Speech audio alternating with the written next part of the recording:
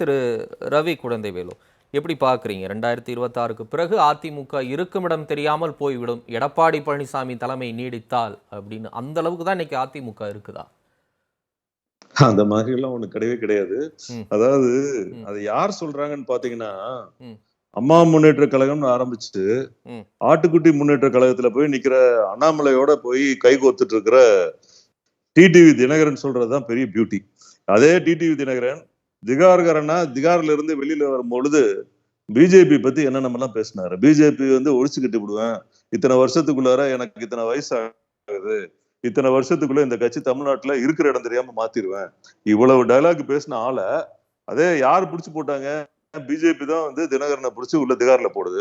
அதிமுகல இருந்தோ தமிழ்நாட்டுல இருந்தோ திகாருக்கு போன ஒரே பெரிய தியாகி டிடிவி தினகரன் தான். அப்படிப்பட்ட தியாகி என்ன பேசுறாரு? எதை பிஜேபி ஒழிச்சு கட்டுவேன்னு பேசிட்டு இப்ப பிஜேபியை வளர்த்து நிறுத்துவேன், பிஜேபி தான் அடுத்தது வரும், எங்க கூட்டணி தான் வரும், நாங்க தான் இது பண்ணுவோம். அதிமுக இல்லைன்னா தினகரன் ஒரு ஆள் தமிழ்நாட்டில இல்ல உலகத்திலே யாருக்குமே தெரிஞ்சிருக்காது. அதான் உலகம் அறிந்த உண்மை. இதை அண்ணன் புகழேந்தியோ அண்ணன் துரைக்கருணாவோ அண்ணன் வில்சனோ இல்ல நக்கீரன் பிரகாஷோ யாருமே மறுக்க மாட்டாங்க. டிடிவி தினகரன் ஒரு ஆள் உலகத்துக்கு பரிச்சயமானது. அதிமுகன்னு ஒரு லேபிள் இல்லைன்னா எல்லாருக்கும் தானே திரு ரவி குழந்தைவேலு, எல்லாருக்கும் அதுதான், எடப்பாடி பழனிசாமிக்கு அதுதான், சசிகலாவுக்கு அதுதான், தினகரனுக்கு மட்டுமா அந்த அந்த அடிப்படை புரிந்து கொண்டு நாம் என்ன பேசுகிறோம், என்ன செய்கிறோம், நாம் எப்படி இருந்தோம். 1987 நான் இவரை பார்த்திருக்கேன், 88 இவங்களும் எல்லாரும் பார்த்திருக்காங்க, யாரும் பார்க்காம இல்ல. அன்னைக்கு எப்படி இருந்தாங்க, இன்னைக்கு எப்படி எவ்வளவு பெரிய ஆளா இருக்காங்க, எப்படி இருக்காங்க, இப்போ ஒரு கட்சி நடத்துற அளவுக்கு போயிருக்காங்க அப்படின்னா புரட்சி தலைவர் புரட்சி தலைவி அகில இந்திய அண்ணா திராவிட முன்னேற்ற கழகம். இது இல்லன்னா இவங்க குடும்பத்துக்கு முகவரியே கிடையாது. இல்லங்க, அப்படி ஒத்துக்கிறேன், அது எல்லாருக்கும் அதானே. இப்ப ரவி குழந்தைவேலு அவங்க அப்பா குழந்தைவேலுக்கு அதுதான், எடப்பாடி பழனிசாமிக்கு அதுதான், ஓபிஎஸ்க்கு அதுதான். நான் என்ன கேட்கிறேன், ஒண்ணு இல்லங்க, நீங்க இப்ப பழைய காலத்தை சொல்றீங்க, அதிமுக இல்லன்னு சொல்றதுக்கு இவரு யாருங்க? அதுதான் நான் தனியா கட்சி ஆரம்பிச்சு நான் என்ன கேட்கிறேன்னா, இல்ல திரு ரவி, நான் என்ன கேட்கிறேன்னா, இது அதிமுக அழிஞ்சு போகணும்னு சொல்லக்கூடிய கருத்து மாதிரி தெரியல, ஒரு எச்சரிக்கையா சொல்றது அப்படின்னு பண்றதுக்கு. இவரையே நாடு கடத்தினவங்க தானே. இவர் இந்த தமிழ்நாட்டுக்குள்ளாரே கால வைக்க கூடாதுன்னு சொல்லிட்டு 12 வருஷம் வனவாசம் போனவர் தானே இவரு. இவர் என்ன பெரிய அதிமுக பத்தி பேசுறதுக்கு என்ன இருக்கு இவருக்கு? சொல்லுங்க. இவர் என்ன அதிமுகவுக்கு மேல ஒரு பெரிய ஸ்ட்ரென்த் வச்சிருக்காரா? சரி, அதிமுகவை எதிர்த்து இப்ப இவர் அம்மா முன்னேற்ற கழகம் நடத்திட்டு இருக்காரு. அவங்க எல்லாம் எங்க இருந்து வந்தாங்க? இவர் புதுசா கூட்டிட்டு வந்தாரா? அண்ணா திராவிட முன்னேற்ற கழகத்துல இவர் பணம் பெற்றுக்கொண்டு பதவி போட்டு கொடுத்து அவர்களை மிரட்டி கூட்டிட்டு போனதான் அம்மா முன்னேற்ற கழகம். இதை மறுக்க முடியுமா? சொல்லுங்க. வேற கட்சியில இருந்து பதவி போட்டு பெரிய மனுஷன் பண்ண ஒரே தில்லாலங்கடி வேலை இவங்க தான் பண்ணிருக்காங்க. வேற யார் பண்ணிருக்காங்க? அதிமுக இருக்கிறவன் 50 வருஷமா கட்சி ஆரம்பத்துல இருந்து இருக்கிறவன் இன்னி வரைக்கும் இருக்கான். இவர் புகழேந்தி என்ன சொன்ன ஒரு கருத்தை நான் ஏற்றுக்கிறேன். அதிமுகவை அழிப்பது என்பது யாராலும் நடக்காத காரியம். இந்த உலகம் உள்ளளவும் அதிமுக இருக்கும். அண்ணா திராவிட முன்னேற்ற கழக தொண்டர்கள் இருப்பார்கள், புரட்சி தலைவரின் புகழ் பரப்புவார்கள், புரட்சி தலைவர் புகழ் பரப்புவார்கள். அதுல எந்த மாறுபட்ட கருத்தும் கிடையாது. இவர் அதெல்லாம் பேசுறதுக்கு இவருக்கு யோகியதே கிடையாது. டிடிவி தினகரன் இல்லங்க, நான் என்ன கேக்குறேன், அந்த காலத்துல அப்படி இருந்தாரு, இந்த காலத்துல இப்படி பேசலாமா அப்படின்னா, அவர் திகாருக்கு போன காலகட்டத்துல எடப்பாடி பழனிசாமி எங்க இருந்தாரு, அவருடைய நிலைப்பாடு என்னவா இருந்தது? அவர் ஒரு காலத்துல வரேன். இல்ல, நான் என்ன கேக்குறேன்னா, இந்த 6 வருஷத்துல அதிமுகவோ அதிமுக தலைவர்கள் எடுத்த நிலைப்பாடோ ஏறக்குறைய ஒரு 4-5 நிலைப்பாடுகள் இருக்கும். நீங்க சொல்றக்கூடிய காலகட்டத்துல ஓபிஎஸ் என்ன பண்ணிட்டு இருந்தாரு, இபிஎஸ் என்ன பண்ணிட்டு இருந்தாரு, சசிகலா என்ன பண்ணிட்டு இருந்தாங்க அப்படிங்கிறது ஒண்ணு இருக்கு. அதுக்கடுத்து யாரு கூட ஒண்ணு சேர்ந்தாங்க, யாரை பிரிச்சாங்க, யாருகிட்ட இருந்து யாரு துரோகின்னு வந்தாங்க, இந்த மாதிரி ஏகப்பட்ட நிலைப்பாடுகள் இருக்கு. தினகரனுக்கு மட்டும் அந்த நிலைப்பாடு கிடையாது இல்ல. அப்ப அவரை மட்டும் ஏன் நீங்க டார்கெட் பண்றீங்க? அவர் தான் இன்னைக்கு பேச்சு ஆரம்பிச்சிருக்காரு. 2026ல அதிமுக அம்மா கட்சி இருக்குமா இருக்காதானா? அவரு அம்மா கட்சி, அம்மா வீட்டுல சாப்பாடு சாப்பிட்டு அம்மா கூட வளர்ந்து அம்மா கூட பெரிய மனுஷன் ஆகி அம்மா இவ்வளவு பெரிய ஆளாக்கி விட்டு இன்னைக்கு தமிழகத்துல இவர் ஒரு தலைவரா ஒரு கட்சி ஆரம்பிச்சிருக்காருன்னா, அவர் வாயால அம்மா கட்சி இருக்காது 26ல அப்படின்னு சொல்றாருன்னா இவர் எவ்வளவு பெரிய துரோகி சொல்லுங்க. எடப்பாடி பழனிசாமி இருந்தா இருக்காதுன்னு சொல்றாரு. அதாவது எடப்பாடி பழனிசாமி தலைமையோட செயல்பட்டா இருக்காது, எல்லாரும் ஒருங்கிணைந்து செயல்பட்டா நல்லா இருக்குன்னு சொல்றாரு. அவர் செயல்படுறதுக்கு முதல்ல இவரும் இவங்க சித்தியும் ஒன்னா சேர சொல்லுங்க. இவர் சித்தி இருக்காங்க இல்லையா சசிகலா, அவங்களே ஒன்னா சேர சொல்லுங்க. அவங்களே முதல்ல 2 பேரும் ஒண்ணு சேர மாட்டாங்க. 2 பேரும் ஃபேமிலி தானே. இவர் மூலமா சசிகலான்னு ஒரு நபர் இல்லைன்னா டிடிவிங்கிற நபருக்கு முகவரியே கிடையாது. சரிங்களா? எங்கேயோ ஒரு இடத்துல சுத்திட்டு இருந்திருப்பாரு.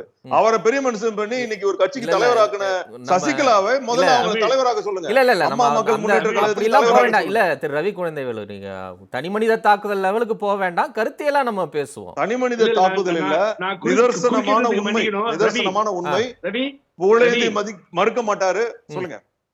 நான் குறுக்கிட்டு ரவி சொன்னது கரெக்ட். தமிழ் என்ன தெரியுங்களா, திகார் ஜெயிலு வரைக்கும் போராடி நான் ரொம்ப நாள் கட்டுப்படுத்தி வச்சிருந்தேன். என்ன நான் போராடி வெளியிலே அழைத்து வந்து சுற்றுப்பிரயாணம் செய்து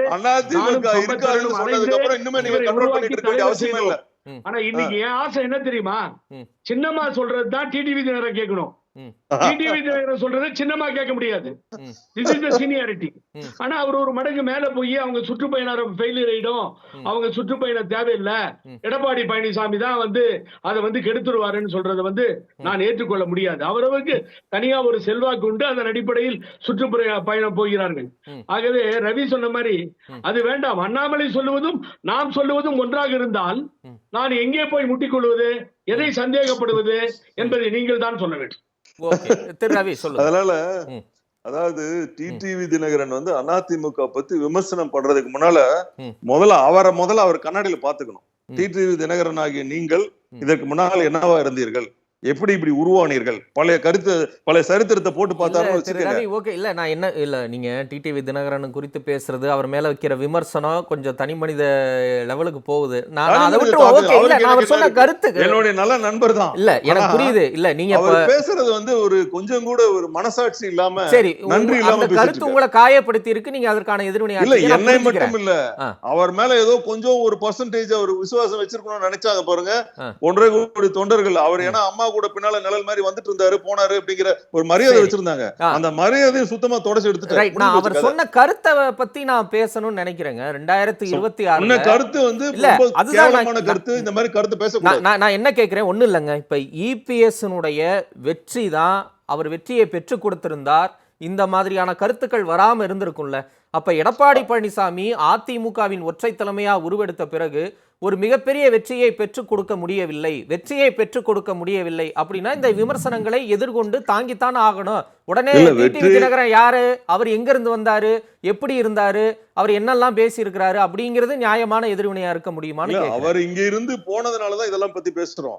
அவருக்கும் எங்களுக்கு எந்த தொடர்பும் இல்லைன்னா நாங்க இதை பத்தி பேசுறதுக்கு எங்களுக்கு எந்த அருகதையும் இல்ல, எந்த நடைமுறையும் கிடையாது. அதெல்லாம் கிடையாது. இல்ல நான் உங்ககிட்ட கேக்குறேன், இங்க இருந்து போய் இவ்வளவு பெரிய ஆளுமையா பேசிட்டு இருக்கிற அவரு இங்க இருந்து உருவாக்கப்பட்டவர்ங்கிறத முதல்ல நான் என்ன கேக்குறேன்னா, எடப்பாடி பழனிசாமி ஒரு மிகப்பெரிய வெற்றியை பெற்றிருந்தால், ஒற்றை தலைமையா உருவெடுத்து இந்த வெற்றியை பெற்றுக் கொடுத்திருக்கிறார் அப்படிங்கிற நிலை வந்திருந்தா, இப்ப டிடிவி தினகரனோ சசிகலாவோ இல்ல ஓபிஎஸ்ஓ உங்க மேல விமர்சனம் வைக்கக்கூடிய அளவுக்கு வந்திருக்குமா? அதை எடப்பாடி பழனிசாமியால பெற்றுக் கொடுக்க முடியலன்னா இப்படி விமர்சனங்கள் வரதான செய்யும் நான் கேட்கிறேன். இது லாஜிக்கா பெற்றுக் கொடுக்கலன்னா என்ன வேணா பேசுறதுங்கிறத ஏற்க முடியாது. என்ன வேணா இல்லங்க, அப்ப பேசதானே செய்வாங்க அரசியல் களத்துல. எல்லா கட்சிகளுக்குமே தோல்வி வெற்றி வந்து மாறி மாறி தான் வந்துட்டு இருக்குமே தவிர வெறும் வெற்றி மட்டுமே பெற்றதுன்னா அப்புறம் எழுத்து மாதிரி இருக்கிற எதிர்கட்சிகள் எதுவுமே இல்லாம போயிருக்கும். அந்த மாற்றத்தை மாறி மாறி வர்றதுனாலதான் ஒரு எல்லா கட்சியும் சர்வைவ் ஆயிட்டு இருக்கு. ஆகவே 2026 பொறுத்த வரைக்கும் நாங்கள் 100% ஆட்சி அமைப்போம் அப்படிங்கிறதுல ரொம்ப தெளிவா இருக்கிறோம். அதுல எந்த விதமான கருத்து முரண்பாடுகளும் கிடையாது. ஓபிஎஸ் வந்தாலும் சரி வரலைனாலும் சரி, சசிகலா வந்தாலும் சரி வரலைனாலும் சரி, சசிகலா சேர்க்கவே கூடாதுன்னு சொல்லியாச்சு, ஓபிஎஸ் சேர்க்க கூடாதுன்னு சொல்லியாச்சு, அதே மாதிரி தினகரன் சேர்க்க கூடாதுன்னு சொல்லியாச்சு. அண்ணா திராவிட முன்னேற்ற கழகத்திலிருந்து போன தொண்டர்களா இருக்கட்டும், 2ஆம் கட்ட தலைவர்களா இருக்கட்டும், எந்த பதவி இருப்பவர்களா இருக்கட்டும், யார் வந்தாலும் அவர்களை முழு மனதோடு ஏற்றுக்கொள்ள தயார் என்று இப்ப சொல்லி இருக்கிறார். இவர்கள் வந்து நாளைக்கு நான் ஆட்சி பிடிப்பேன், நாளாண்டுக்கு ஆட்சி பிடிப்பேன் கதை விட்டு இவங்களை எல்லாம் ஏமாத்தி இவங்க வாழ்க்கையை நாசம் பண்ணிட்டு இருக்காங்க. அவர்களுக்கு விரைவில் என்ன நடக்க போகிறது என்பது தெளிவாக தெரிய போகிறது. தெரியும் பொழுது 2026 ஒட்டுமொத்த கூட்டம் இந்த 3 பேரை விட்டுவிட்டு அண்ணா திராவிட முன்னேற்ற கழகத்தில் இபிஎஸ் பின்னால் அணிவகுத்து நிற்கும். அதுதான் நடக்க போகுது. திரு ரவி குழந்தைவேலு, அதான் நடக்குமா? இறங்கி வருவாரா? வாய்ப்பு இருக்கா? அதாவது துரைக்கருணா அண்ணன் வந்து சொன்னாரு, ஒரு எம்ஜிஆர் அழைச்சிட்டா 1000 எம்ஜிஆர் உருவாங்க. அந்த 1000 எம்ஜிஆர்ல ஒரு எம்ஜிஆர் தான் இபிஎஸ். அவர் தான் இப்ப காப்பாத்திட்டு இருக்காரு. அவர் சொன்ன கருத்து கரெக்டான கருத்து தான். அதாவது ஒவ்வொரு தொண்டர்களும் ஒரு எம்ஜிஆரா நினைச்சு ரோல் மாடலா நினைச்சுதான் கட்சியில இருக்காங்க. கட்சியில பயணம் பண்ணிட்டு இருக்காங்க. அவர்கள் தொண்டர்களாக இருந்து தலைவர்களாக மாறுவது காலத்தின் கட்டாயங்கிற மாதிரி சூழ்நிலைகள் மாறும் பொழுது மாறுகிறார்கள். அதே போல துரை கருணா அண்ணன் வந்து இப்ப ஓபிஎஸ் அவர்களுக்கு ஒரு பெரிய ஆலோசகரா இருக்காரு. கட்சியினுடைய அடிப்படை அத்தனையுமே அவருக்கு தெரியும், இல்லைன்னு நான் சொல்லல. அவர் ஒப்பற்ற தியாகங்களை செய்து கட்சிக்காக இன்னை வரைக்கும் பயணம் செஞ்சுட்டு இருக்காரு. அதை நான் பாராட்டுறேன், பெருமையோடு வணங்குறேன். அதே மாதிரி சசிகலா அவருக்கோ இல்ல ஓபிஎஸ்க்கோ நீங்க என்ன சொல்லணும், உங்களுடைய வாழ்வில் நீங்கள் எல்லா பதவிகளையும் பெற்று விட்டீர்கள், எல்லா உயரத்தையும் அடைந்து விட்டீர்கள். இனிமேல் இந்த கட்சி கடுவதற்கு நீங்கள் காரணமாக இருக்கக்கூடாது. உங்கள் பின்னால் இருக்கக்கூடியவர்களை நீங்கள் சமாதானம் செய்து கட்சிக்கு அனுப்பிவிட்டு, நீங்கள் உங்களுக்கு பதவி கிடைக்கிறதோ கிடைக்கவில்லையோ அதற்காக காத்திருப்பதில் ஒரு அர்த்தம் உண்டு.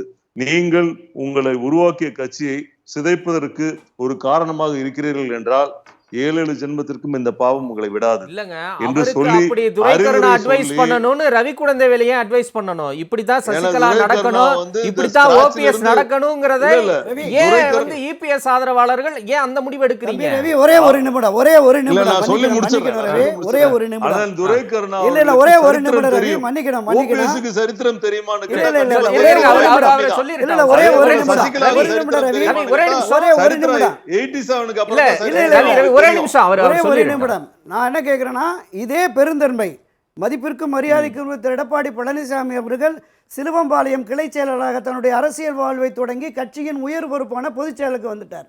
சாதாரணமா எம்பி எம்எல்ஏ மந்திரின்னு இருந்துட்டு தமிழகத்தின் உயர் பொறுப்பான முதலமைச்சர் ஆகிட்டாரு.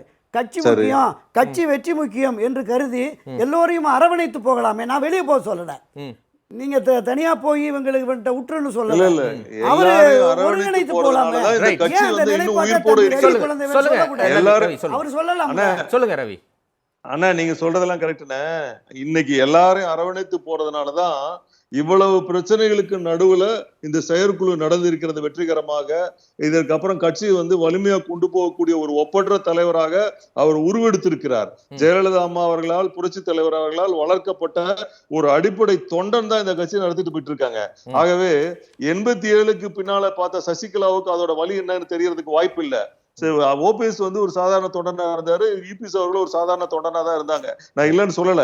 இந்த ஓபிஎஸ்னால எத்தனை பேருடைய வாழ்க்கை வந்து சின்னாபின்னமாயிருக்கிறது என்பதை துரை கருணா மறக்க மாட்டாரு, மறுக்கவும் மாட்டாரு. அதே மாதிரி சசிகலாவால் எத்தனை பேருடைய வாழ்க்கை சின்னாபின்னமாயிருக்கிறது, எத்தனை பேருடைய சீனியாரிட்டி நடுத்தருவுக்கு வந்திருக்கிறது, எத்தனை பேர் அரசியல் வாழ்க்கையை அஸ்தனமாக்கினார், பணம் பெற்றுக்கொண்டு எத்தனை பேரை உள்ள சேர்த்து இவங்களை எல்லாம் கொண்டு போய் ஓரங்கட்டி விட்டாங்க அப்படிங்கறதெல்லாம் வந்து துரை கருணா மறுக்க முடியாது. சரி, ஓகே.